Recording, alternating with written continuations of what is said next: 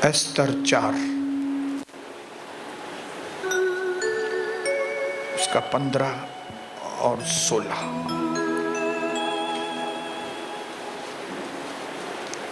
एस्तर 4 अध्याय उसका 15 और 16 वचन। सभी लोग ध्यान देंगे इधर।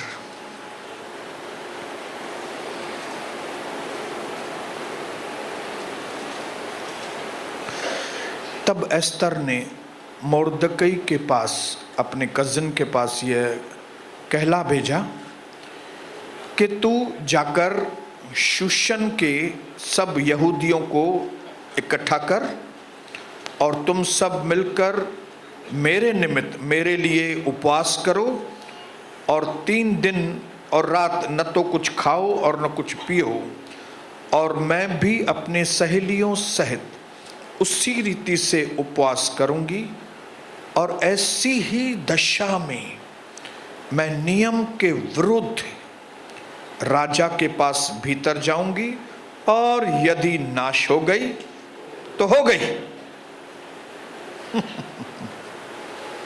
क्या बोल रही है?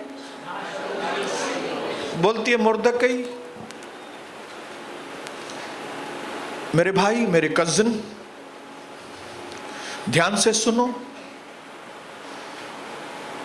मुझे पहले नहीं मालूम था कि मैं रानी क्यों बनी हूं, मुझे उतना प्रकाश नहीं था उतना, लेकिन मेरे भाई आपने आके मुझे समझाया और मुझसे आके बातें की और मुझसे कहा मोर्दकई आपने कि एस्तर, क्या मानो इसी वजह से तुमको रानी बनाया गया हो कि तू ऐसे वक्त में अपनी जाति को बचाए। तो अब मुझे समझ में आ गई बात। पहले थोड़ी धुंधली थी, समझ में आता था लेकिन इतना नहीं समझ में आता था पहले, लेकिन अभी तेरे बोलने के बाद मुझे अभी समझ में आ गया कि परमेश्वर ने मुझे इसी समय के लिए तैयार किया था और मुझे रानी बनाया था, ताकि,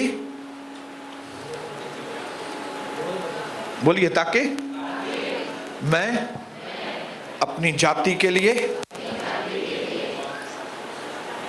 बचाने का कारण। इसके लिए अभी मेरा प्लान सुनो। क्या सुनो? अभी मैंने प्लान बनाया। आप लोग उधर मेरे लिए उपवास करो। शूशन के, हमारे शहर के जितने भी यहूदी हैं उनको बुलाओ तुम्हारे पास, और मेरे लिए उपवास और प्रार्थना करो। और मैं भी अपने सहेलियों के साथ उपवास करूंगी 3 दिन, क्योंकि दिन बहुत कम है हमारे पास। ऑर्डर पास हो चुका है कि यहूदियों को खत्म करो। वो दिन नजदीक आया है, ज्यादा लेट नहीं कर सकते। अभी राजा मुझे कभी बुलाएगा मालूम नहीं, ऐसा नहीं राजा के बुलाने में लेट हो और तब तक यहूदी खत्म हो जाएं। इसके लिए मैं अपनी जिंदगी को खतरे में डालने के लिए तैयार हूं। मैं मर जाऊं तो मर जाऊं, मैं खत्म हो जाऊं तो हो जाऊं, भले, मुझे किसी की परवाह नहीं है। 3 दिन उपवास करूंगी मैं भी, आप भी करना, और मैं बिना राजा की परमिशन के जाके मैं राजा से मिलूंगी। ये है एस्तर। और मैं आपको बताऊं, this is not a ordinary woman, this is Esther heroine. ये हीरोइन है, हीरोइन। कौन है? आप फिल्मों में नकली हीरोइंस देखते हैं, सब नकली होता है फिल्म में। ये जो है असली हीरोइन है।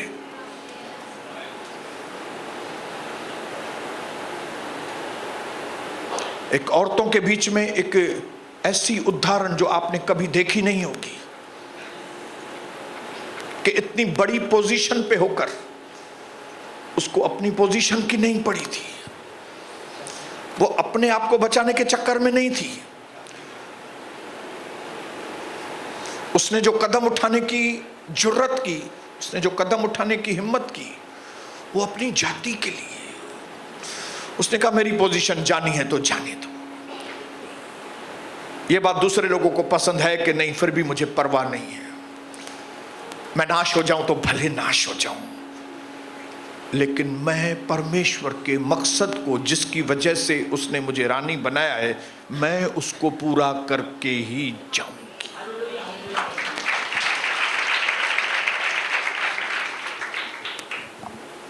मैं आपको सच बताता हूं, एक इडियट व्यक्ति भी, एक पगला व्यक्ति भी अगर प्लानिंग करता है ना, तो वो ऐसे सयाने व्यक्ति से ज्यादा होशियार बनता है जिसके पास प्लानिंग नहीं है।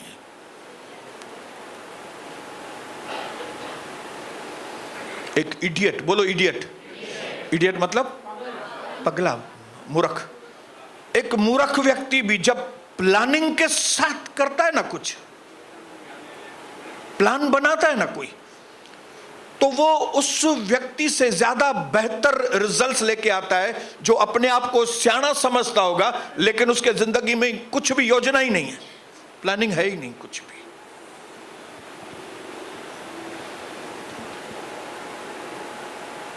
मैं चाहता हूं मेरे बहनों भाइयों, इस बहन को देखकर आप भाई भी और आप बहनें भी, जो बिना प्लानिंग के कुछ भी कर रहे हैं ना, आप अपने घर में या कहीं भी, उस बेवकूफीपन को रोक दो आप, और घर में बैठ के प्लानिंग बनाओ। विजय पाने की प्लानिंग, अपने पिताजी को जीतने की प्लानिंग, अपने पति को प्रभु में जीतने की प्लानिंग, अपनी जाति को बचाने की प्लानिंग। प्लानिंग, बोलो प्लानिंग, योजना बनाना। बोलो अपने पड़ोसी को, कुछ योजना बनाना चालू करो।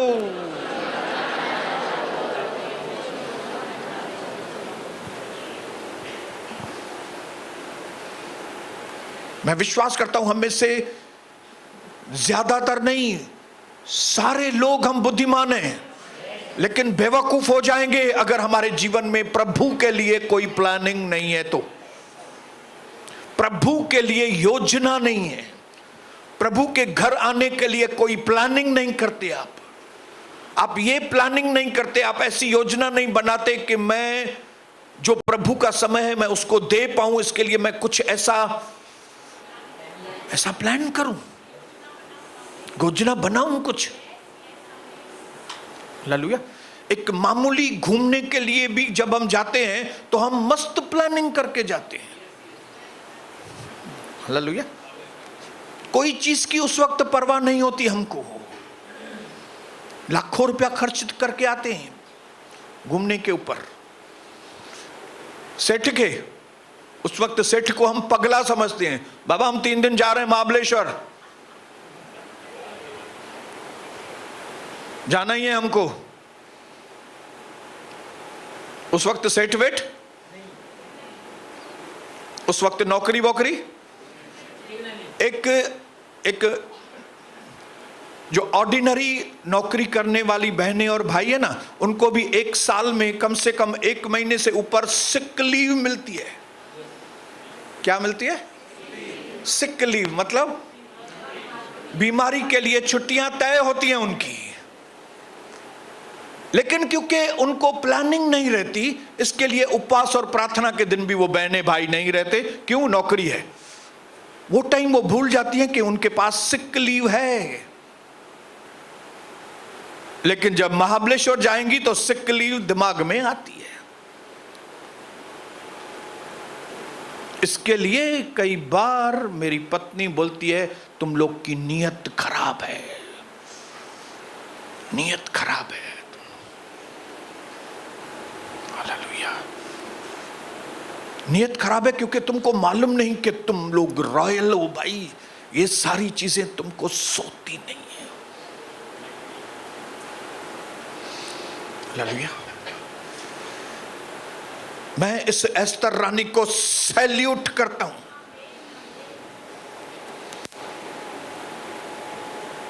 थी तो एक लड़की ना, एक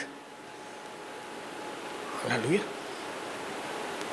और वो भी महल में अलाउड नहीं था, मोर्दकी को जाना अलाउड नहीं था, उसको मैसेजेस भेजने पड़ते थे। फिर वो भी इधर अंदर रहना, वो भी मैसेज भेजता था उसको।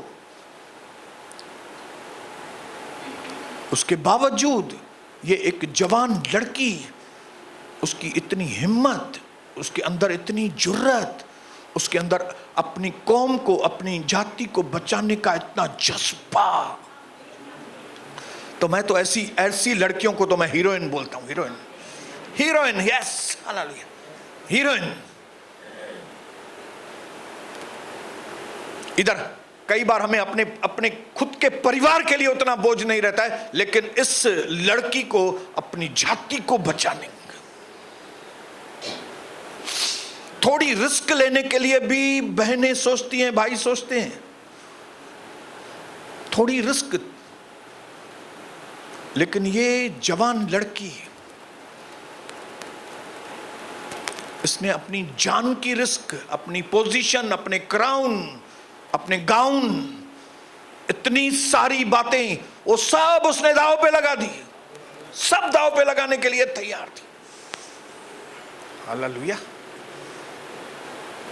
उसने कहा कुछ मैं मरूं तो मरूं, इंग्लिश में लिखा है if I perish I perish, मैं खत्म हो जाऊं भले, लेकिन मैं परमेश्वर के उस मकसद को पूरा करके ही जाऊंगी जिस बात के लिए उसने मुझे रानी बनाया है, जिस मकसद के लिए उसने मुझे बसंतानी बनाया है, जिस मकसद के लिए उसने मुझे उल्लासनगर में रचा है, जिस मकसद के लिए उसने मुझे पास्टर बनाया है, जिस मकसद के लिए उसने मुझे रॉयल बनाया है, जिस मकसद की वजह से उसने हमारे साथ संबंध रखे हैं परमेश्वर ने। हालेलुया। मैं तो कई बार इस बात को अंदर कबूल नहीं कर सकता। क्या होता है अंदर कई बार ये चीज अंदर जाती नहीं है कि वो मेरे साथ संबंध बनाना चाहता। इतना बड़ा परमेश्वर, और उसने मेरे साथ संबंध बनाया है। देखिए, अगर आपने इस रॉयल शब्द का, इस राजपदधारी, ये शब्द का अगर आपने सही मतलब नहीं समझा तो आप बहुत अच्छी बड़ी चीजें खो देंगे आपके जीवन से। अगर आपने इस शब्द को कैच नहीं किया ना बराबर, ब्रदर्स, अगर आपने इस शब्द को बराबर समझा नहीं ना कि वो प्रभु हमको क्यों रॉयल बोल रहा है, दादा दादी, अगर आपने इस चीज को बराबर नहीं समझा, आपने इसको ऐसे ही हल्की तरीके से, तो आप बहुत कुछ मिस करेंगे अपने जिंदगी में, खो देंगे। बहुत सारी चीजें जो आपके लिए हैं वो मिलेगी नहीं आपको। क्यों? क्योंकि आपने ये रॉयल शब्द सुना ही नहीं, समझा ही नहीं।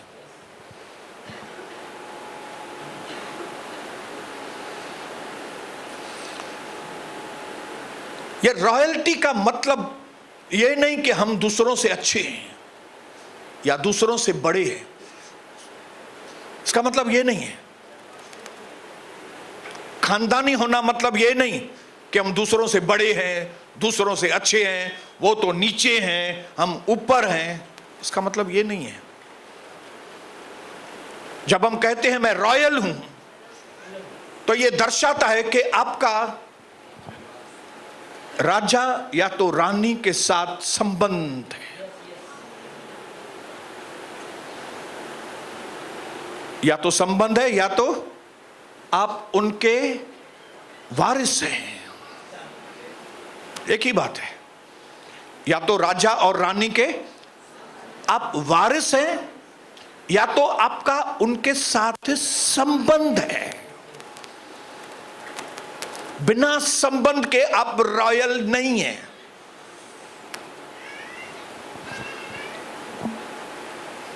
हालेलुया।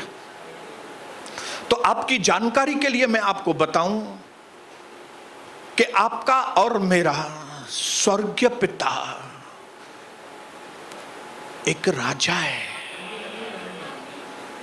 और उस राजा का एक बहुत बड़ा राज्य है,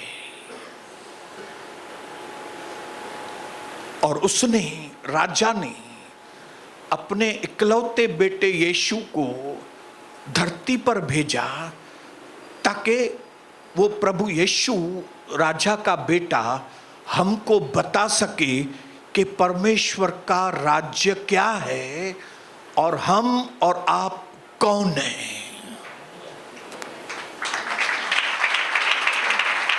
हालेलुया। मेरा और आपका जो पिताजी है, स्वर्गीय पिता है, वो कौन है? वो राजा है। बोलो, राजा है वो। और उसका स्वर्गीय राज्य है। हालेलुया। लेकिन क्योंकि हमको मालूम नहीं है कि हमारा स्वर्गीय पिता राजा है, हमारा बनाने वाला राजा है, और उसका एक बहुत बड़ा राज्य है, इसके लिए उसने अपने इकलौते पुत्र को मनुष्य बनाकर भेजा ताकि वो हमको समझाए आके कि परमेश्वर का राज्य इस तरह है, परमेश्वर का राज्य ये है, परमेश्वर का राज्य एक खेत के समान है, परमेश्वर का राज्य इस तरह से। वो हमको समझाता है, समझाने के लिए आया ताकि हम और आप इस चीज को मिस न करें। वो हमको बताने आया कि यीशु प्रभु जो है वो उसका वारिस है, उस राज्य का, और हम उसके को वारिस हैं। को वारिस मतलब ज्वाइंट किए हुए वायर, सहकर्मी नहीं, सहवारिस। को वर्कर मतलब सहकर्मी, लेकिन को वारिस, को वारिस मतलब उसने अपने राज्य के अंदर हमको भी जोड़ा है वारिस बनने के लिए। उसने अपनी जायदाद में लिखा है ये लोग भी वारिस है, ये भी वारिस है, ये भी वारिस है। ये बताने के लिए यीशु मसीह धरती पर आया ताकि हम में से कोई भी इस चीज को मिस न करे कि हम रॉयल हैं। क्योंकि अगर हम में से किसी ने भी ये मिस कर दिया कि हम रॉयल हैं तो हम बहुत कुछ खो देंगे। हालेलुया। हम जो परमेश्वर की भरपूरी का जीवन जो बिताना चाहिए वो नहीं बिता सकेंगे हम लोग अगर हमको अपनी पहचान सही तरीके से नहीं है।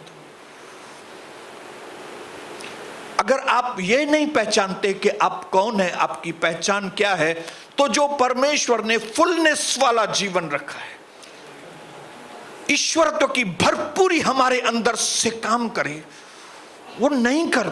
वो वैसा जीवन हम नहीं जी पाएंगे क्योंकि हम रॉयल का मतलब ही नहीं समझते। क्यों हमारे कई मसीह लोग अभी तक, मुझे माफ करना, फकीरों के जैसे जीवन बिताते हैं, भुक्खड़ों के जैसे जीवन बिताते हैं। क्यों? क्योंकि उन्होंने ये जो रॉयल शब्द है ना, ये रॉयल शब्द उन्होंने वो समझते ही नहीं है, वो समझने की कोशिश नहीं करते। काश अगर वे लोग इस शब्द का मतलब समझें, अपनी पहचान को समझें, अपनी आइडेंटिटी को समझेंगे और विश्वास करेंगे कि जो वचन में लिखा है वो बिल्कुल सही है, मैं आपको दावे के साथ कहता हूं उनके जीने का तरीका ही बदल जाएगा।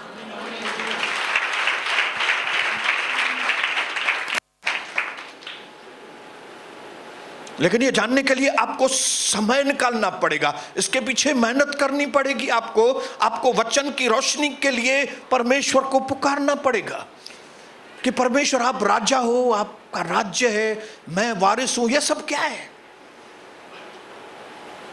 इसके लिए वचन में लिखा है seek first the kingdom of God, उसको खोजो तुम then all other things will be added unto you. तुम खोजो इस बात को कि ये राजा कौन है, उसका राज्य क्या है। जब तुम खोजोगे तो बाकी दूसरी सारी चीजें तुमको आती जाएंगी, आती जाएंगी। लेकिन उसके लिए आपको यह विश्वास करना पड़ेगा कि जो यहां पे लिखा है वो मैं हूं, विश्वास के द्वारा।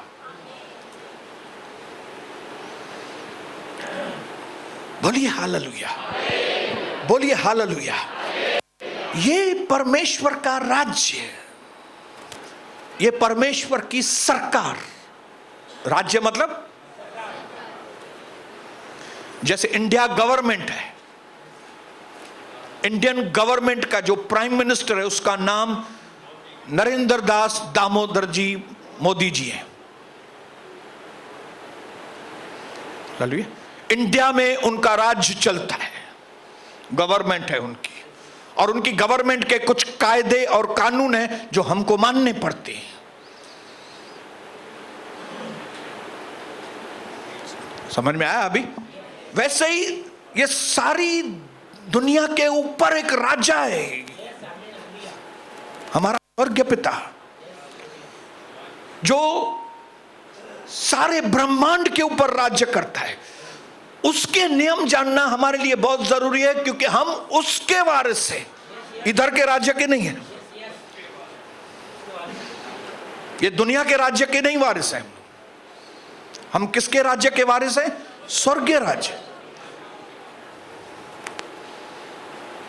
इधर का राज्य टेम्पररी है, इधर की गवर्नमेंट्स टेम्पररी है। जब तक धरती है तब तक ये राज्य दिखाई देंगे, एक बार टाइम पूरा हो गया सब खत्म।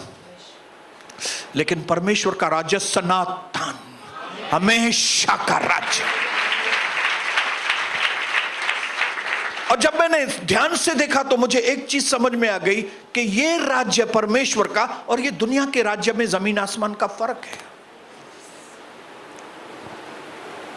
क्योंकि मैं रॉयल हूं, मैं उसका बेटा हूं, इसके लिए मुझे जानना पड़ेगा ये राज्य कौन है, ये राज्य क्या है, इसमें क्या क्या होता है।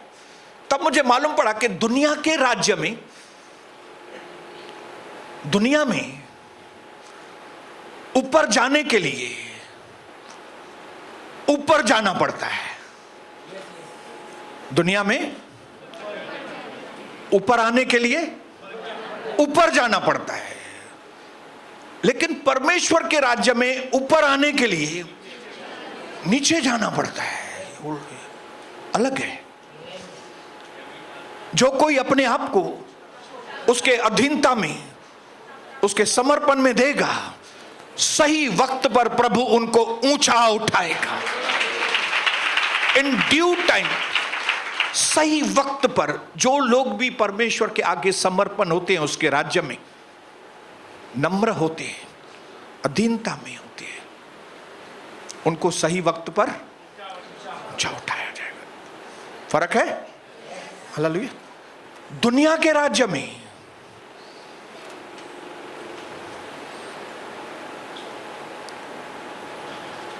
कुछ पाने के लिए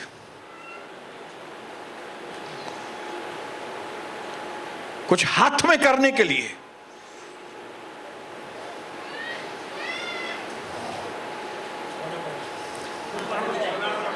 लेना पड़ता है। पाने के लिए लेना पड़ता है। लेकिन परमेश्वर के राज्य में कुछ पाने के लिए देना पड़ता है। दो तो तुमको दिया जाएगा। हालेलुया। लेकिन दुनिया के राज्य में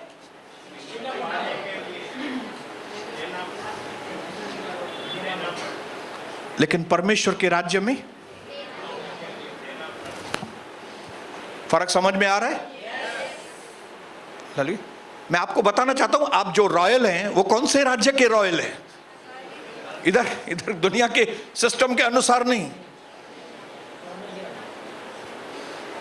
हालेलुया। एक और डिफरेंस है, मैं लिखा है, दुनिया के राज्य में उनको अपनी रक्षा खुद को करनी पड़ती है। दुनिया के राज्य में लोगों को उनकी रक्षा खुद को करनी पड़ती है, लेकिन परमेश्वर के राज्य में तुम्हारे विरुद्ध कोई हथियार बना ही नहीं है। No weapon formed against you will prosper. जो कोई हथियार तेरे विरोध में अगर कोई बना है, वो चलेगा ही नहीं हथियार तुम्हारे। हमको प्रोटेक्शन करने की अपनी जरूरत ही नहीं है, हमारी प्रोटेक्शन होती है। बोलो, हमारी प्रोटेक्शन होती है। दुनिया के रॉयल और स्वर्ग वाले रॉयल के अंदर ये जमीन आसमान का फर्क। हालेलुया। अगर आप इन डिफरेंसेस को, इन फर्क को अच्छी तरह से जानेंगे, तो यूहन्ना 8:32 में लिखा है, सच तुमको स्वतंत्र कर देगा। हालेलुया। अगर आप ये सत्य को जानेंगे कि परमेश्वर आपको बोल रहा है कि आप रॉयल हैं, राजपदधारी हैं, लेकिन कौन से राज्य के राजपदधारी हैं?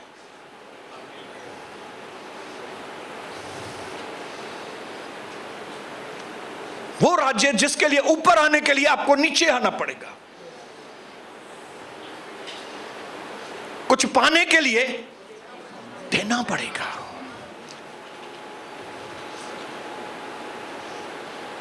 और रक्षा सुरक्षा अपने आप होती रहेगी। देखिए, मेरे पास एक भी बॉडीगार्ड नहीं है, एक भी बॉडीगार्ड है, लेकिन दुनिया के पॉलिटिशियंस के पास कितने बॉडीगार्ड हैं? तो मेरी रक्षा सुरक्षा किसने की? यहां के बॉडीगार्ड्स ने की। 2 बार अटैक हुआ है मेरे ऊपर और दोनों बार जय पाई है मैंने। मेरी रक्षा प्रभु ने की है। बोलिए hallelujah. Enemy don't want you to believe on this truth. शैतान नहीं चाहता कि आप ये सच्चाई पर विश्वास करो, क्योंकि वो नहीं चाहता कि आप परमेश्वर की भरपूरी में जीवन बिताएं। वो चाहता है आप फकीर बन के जिए। फकीर है, भिखारिन वांगुर जियो, गधा मजदूरी करके जियो। इधर सीजन के लिए तरसो बैठ के, सीजन आए मेरे लिए, सीजन तरसो। साल में 1 या 2 बार सीजन दूंगा, शैतान बोलता है तेरे को मैं। और तुम क्या करो? जानवर की तरह उस सीजन के ऊपर है साहब। और हम शैतान के इस झूठ में आ जाते हैं और हम अपने आप को रॉयल समझते ही नहीं। इसके लिए जैसे बोटी डालता है वो, हम कुत्ते के जैसे वो बोटी के पीछे।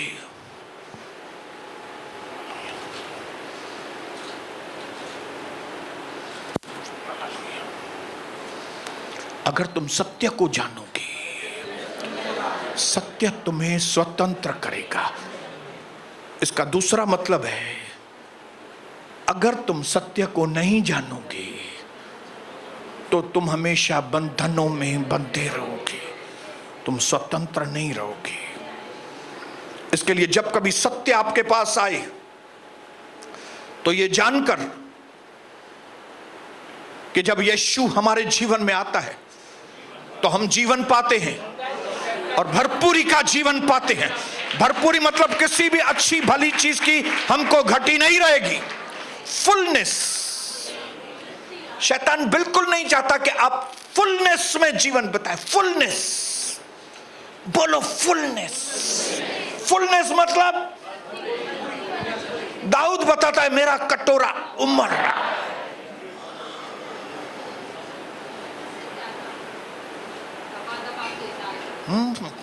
मेरा कटोरा उमड़ रहा है और मेरा कटोरा कभी खाली नहीं होने वाला है।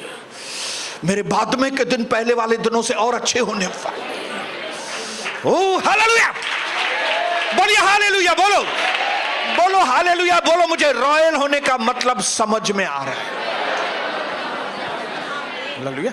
अगर आप रॉयल हैं तो आप नम्र होंगे ताकि प्रभु सही वक्त पर आपको ऊंचा उठाए। अगर आप रॉयल हैं तो आप कुछ पाने के लिए कुछ देंगे। आपको इस राज्य के बारे में समझ में आना बहुत जरूरी है, क्योंकि परमेश्वर का राज्य खाना पीना नहीं। कई लोगों को लगता है परमेश्वर के राज्य में मतलब बैंड बजाओ और ये सारा दिन नाचो बैठ के। परमेश्वर का राज्य ये नहीं है। परमेश्वर का राज्य ये है कि हम रॉयल व्यक्ति। हालेलुया। और मैंने आपको बताया रॉयल बनना मतलब ये नहीं कि घमंड। हालेलुया। सच्ची नम्रता ये है, फिर से बोलता हूं, सच्ची नम्रता ये है कि जो आप हैं वो जाहिर करें। ये नम्रता है। अगर आप रॉयल हैं और आप बोल रहे हैं भाई मैं रॉयल हूं, तो इसमें आप घमंड नहीं कर रहे,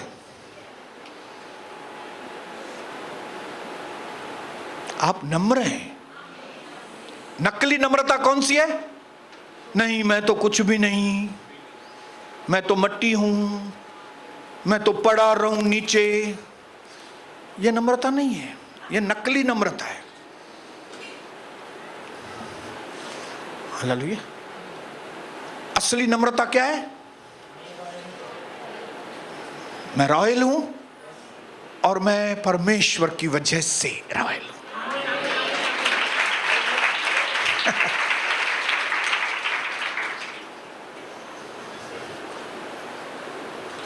हालेलुया।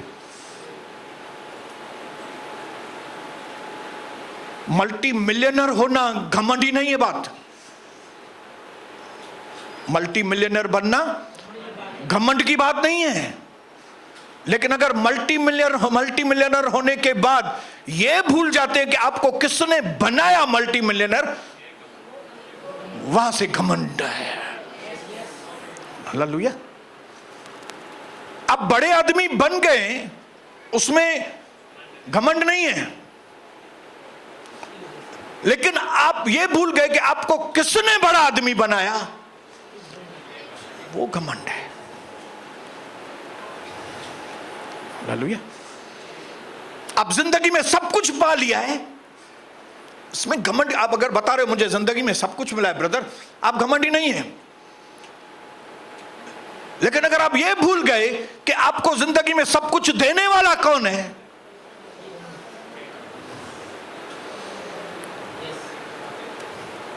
तो आप घमंडी हैं। तो अगर मैं आज रॉयल बोलता हूं, मैं रॉयल हूं उसकी वजह से, तो मैं नम्र हूं यार। जो मैं हूं मैं वो बता रहा हूं यार। अरे भाई मेरे पास अब अगर कोई व्यक्ति के पास 10 घर है और वो अगर बताता है, पूछता है कोई भाई आपके पास कितने, मेरे पास 10 घर है, तो हम उसको बोलेंगे तू घमंडी है क्या? नहीं बोले घमंडी यार, मेरे पास है 10 घर। भाई तेरे पास कितनी शर्ट है? मेरे पास 110 शर्ट है। घमंडी है क्या तू? घमंडी नहीं। आप आके गिनो घर में आके, 110 शर्ट है मेरे पास भाई। हालेलुया। जो मैं हूं, अगर वो मैं बता रहा हूं मैं हूं, घमंड तभी जब भी मैं बोलूं ये मेरी वजह से हुआ है। मैं ये भूल गया अगर कि किसने मुझको बनाया, किसने मुझको दिया, किसने मुझको जीवन दिया, अगर वो भूल गया मैं, तो मैं। हालेलुया। अगर आप परमेश्वर के मकसद को पूरा करना चाहते हैं भाइयों बहनों, अगर आप मंजिल पे पहुंचना चाहते हैं, तो आपके अंदर कॉन्फिडेंस होना बहुत जरूरी है। और ये कॉन्फिडेंस घमंड नहीं है।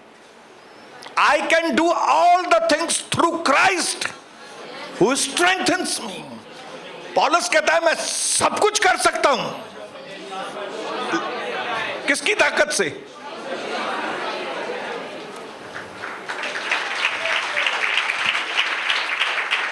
बेटा समझ में आ रही है बात? हालेलुया। हालेलुया। तो प्रभु की मनसा ये नहीं कि आप गरीब, आपके पास थोड़ा ही हो बस आपके पास, ये प्रभु की मनसा नहीं है। प्रभु की मनसा है आपका कटोरा उमड़े, प्रभु की मनसा है कि जब यीशु आपके पास आए तो आप जीवन पाएं और भरपूरी का जीवन पाएं। लेकिन प्रभु चाहता है कि जब कभी आप अपने जीवन में बहुत कुछ पाएं, तब ये मत भूल जाना व्यवस्था विवरण 8:18 के अनुसार कि ये चीजें मानो तुमने कमाई है।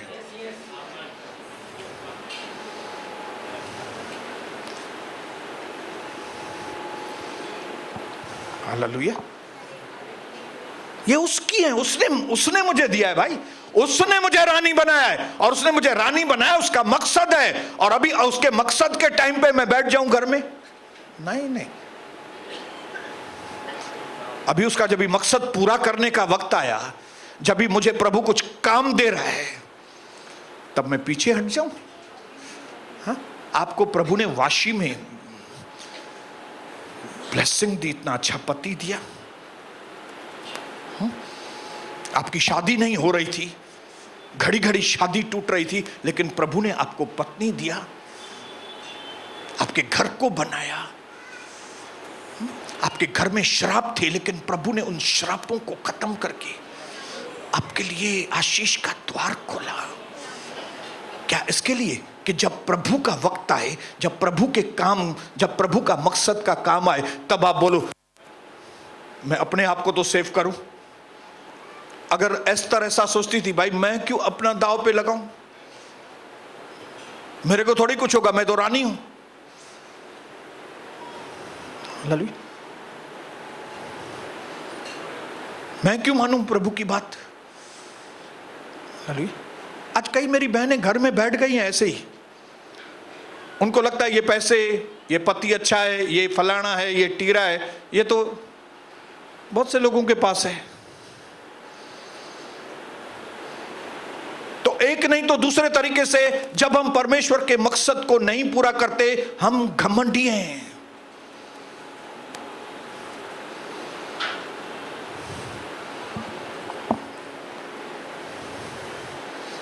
मैंने यहां पे लिखा है,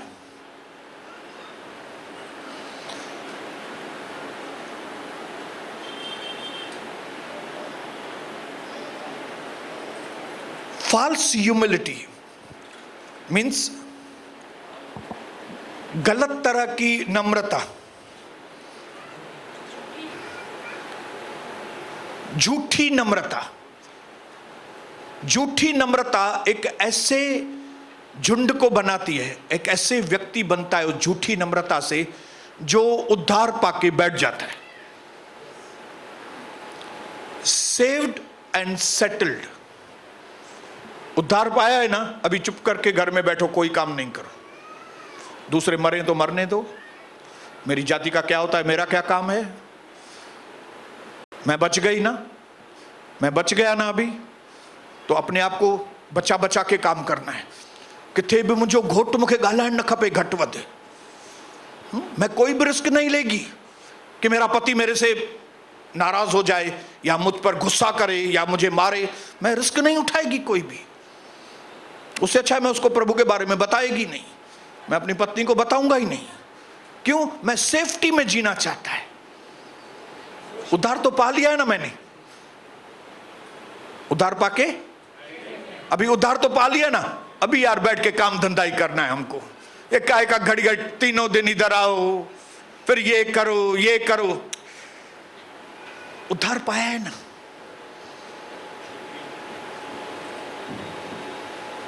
ब्रदर मैं तो अपने काम से काम रखता हूं, ये झूठी नम्रता है, तू नालायक आदमी है। ये झूठी नम्रता को छोड़ो। सच्ची नम्रता ये है कि परमेश्वर ने तुमको ये पोजीशन, प्रभु ने तेरे घर को बनाया है, प्रभु ने तुझे आशीष किया है। अब तेरी जिम्मेदारी है कि परमेश्वर ने जो तुमको मकसद दिया है उसके लिए एस्तर के जैसा तुम बात करो और एस्तर के जैसा बोलो। मेरे लिए प्रार्थना करना ब्रदर। आज मैं घर में जाके जो करने वाला हूं वो तो आप सोच नहीं सकते ब्रदर।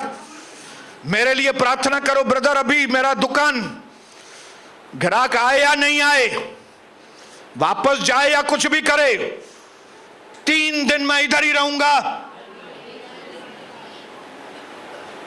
जब मेरे पिताजी ने कविता को बोला ये जो तुम्हारा पति कर रहा है, जब शाम को धंधे का वक्त है तब ये बंद करके आ जाता है, तो तुम याद रखना, तुम पैसे में जब कंगाल हो जाएगी तो मेरे को मांगने के लिए मत आना पैसा।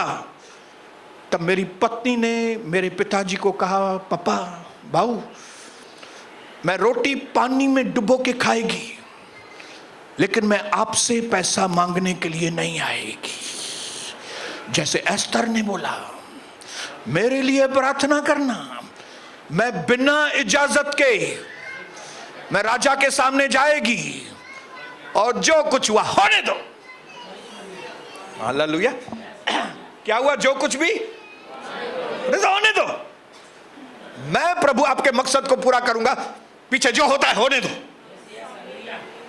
कभी इस तरह से बात करने की ताकत है आप लोगों में? हाँ, किच्चू तो सब नहीं जो ही तो थे, लेकिन एंड टाइम पे फुस, एंड टाइम पे हवा निकली, छो तो गैस भरल है अंदर जाम, सेठ साकेर गालाए ब्रदर, घोट साकेर गालाए दो, पैसा दे तो नहीं छडेस, जेतरा ॾींहं निकरनि था निकरनि, थियनि ॾियो, ईअं ई हलनि ॾियो। हालेलुया। लेकिन एस्तर ने बोला, मैं भले नाश हो जाऊं, मेरा क्राउन चला जाएगा ना, मेरा ताज चला जाएगा ना, जाने दो। मेरी ड्रेस मुझसे छीन लेंगे ना रानी की, सब जाने दो, जाने दो। इनके ड्रेस छीन लेने से या तो ताज छीन लेने से मैं थोड़ी रानी नहीं हूं। मैं तो रानी बिना ड्रेस के ही थी, बिना ताज के तो मैं रानी हूं ना। वो तो मैं तो प्रभु की हूं ना, मैं तो प्रभु की हूं ना। प्रभु मेरा, मेरी आइडेंटिटी, मेरी जो पहचान है वो प्रभु की वजह से है ना। मैं तो उसकी हूं ना, मैं उसका हूं ना भाई। इतना खुले तरीके से कभी आपने बात किया है मार्केट में दोस्तों से, रिश्तेदारों से? भाई मां तो प्रभु जो आया मैं, मुख्य नौकरी तो रखनो तो रखो, मां प्रभु जो आया मैं प्रभु का, यीशु मसीह का चेला हूं। आपको नौकरी पर रखना है तो रखो मेरे को।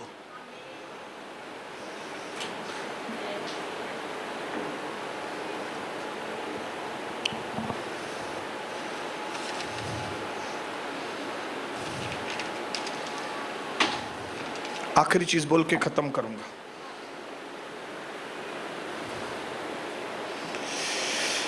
ये जो जवान हीरोइन, खूबसूरत एस्तर, बहादुर एस्तर, इसके बारे में मैं एक चीज बोल के खत्म करूंगा कि उसने अपने जीवन में मकसद को लिया और उसको पूरा करने के लिए आगे कदम उठाए। और जब उसने आगे कदम उठाई, जब राजा की उपस्थिति में गई बिना पूछे, तुरंत वो मार डाली जाती थी, लेकिन वो मार डाली नहीं गई। लिखा है जब राजा ने देखा कि एस्तर आंगन में खड़ी है, तब उसने अपना, क्या रहता है वो, हाँ, राजदंड, उसने राजदंड ऊपर किया। एस्तर को टच मत करना कोई भी, आइए आइए एस्तर, बोलिए क्या है। और वहां से एस्तर की विजय। लेकिन रिस्क फैक्टर को कभी मत भूलना, आप खतरे में डालना। याद रखना, हम और आप खतरों के खिलाड़ी हैं। बोलो, मैं खतरे वाला खिलाड़ी है। बिना रिस्क के, बिना खतरे के मेरा मकसद पूरा होने वाला ही नहीं है। आप कितना बचाएंगे अपने आप को? बच के बच के बच के बच के बच के बच, किधर बचाएंगे? अगर ऐसा बच के चलेंगे, लास्ट में बचेंगे ही नहीं।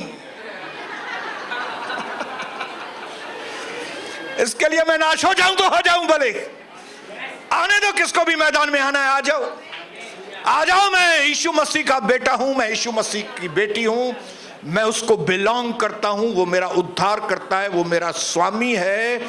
अगर कोई आपको पूछता है तो आपको शर्म नहीं आनी चाहिए इस बात में।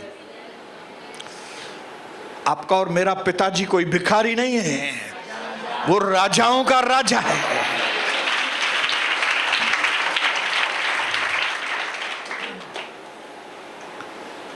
ताज चला जाए तो चला जाए, जान चली जाए तो चली जाए, लेकिन प्रभु का मकसद मेरे जीवन में पूरा होना चाहिए। पिता, मैं धन्यवाद करता हूं, आपने हम सबको हीरो और हीरोइन करके बुलाया है। जैसे एस्तर हीरोइन, क्या तो खूबसूरत थी, और उसके साथ साथ क्या तो बहादुर थी। कितना बड़ा खतरा उठा, एक लड़की होने के बावजूद, औरत होने के बावजूद कितना खतरा मोल लिया कि कई बार हमारे विश्वासी भाई लोग, बहनें नहीं, भाई होने के बावजूद वो थोड़ा भी खतरा मोल नहीं लेते, थोड़ी भी रिस्क नहीं लेते। आज हम सबकी आंखें खोल दीजिए पिता, ताकि हम ये जान लें कि रॉयल लोग क्या होते हैं, डिग्निटी वाले लोग, इज्जतदार लोग, राजसी लोग कौन होते हैं। आज हमारे भीतर से राजा के गुण जाहिर होने में अनुग्रह दे मेरे पिता। हम आपके करीब आते हैं। आज यीशु प्रभु के सामर्थी नाम के द्वारा हम पर आपका आशीष हो, कृपा हो। हम यहां से जाएं, नए बनकर यहां से जाएं, प्रभु यीशु मसीह के नाम से, आमीन।